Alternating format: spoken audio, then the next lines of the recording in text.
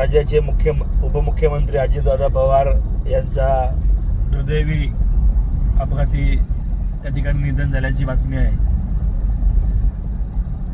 त्या काय बोलावं हे खरं म्हणजे आजच्या दिवशी सूचनाचं झालं आहे.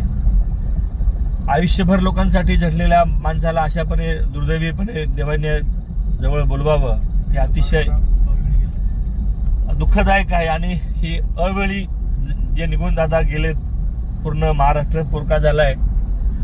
माझ्यासारख्या कार्यकर्त्याला तळागाळापासून इथपर्यंत आणण्याचं काम दादांनी केलं. असंख्य ज्यांच्या मागे कोणाचाही राजकीय वारसा नाही अशा लोकांना त्या ठिकाणी त्यांनी राजकारणामध्ये संधी दिली. मतभेद असतील पण मनभेद कधीच नव्हते. दादांच्या सोबत नेहमीच आम्ही एकत्र होतो. त्यांच्या आयुष्यामध्ये जेव्हा जेव्हा आम्ही भेटलो, पुढे बाहेर जायचं तेव्हा ते म्हणजे सुनील तू गाडी चालव. आणि या अशा प्रसंगी आज त्यांना भेटायला जाताना ज्या पद्धतीने जावं लागतंय हे मनाला अतिशय दुःख देणार आहे. ईश्वराने ही वेळ आमच्यावर आणली, खरं ही म्हणजे अत्यंत दुर्दैवी म्हणावी लागेल.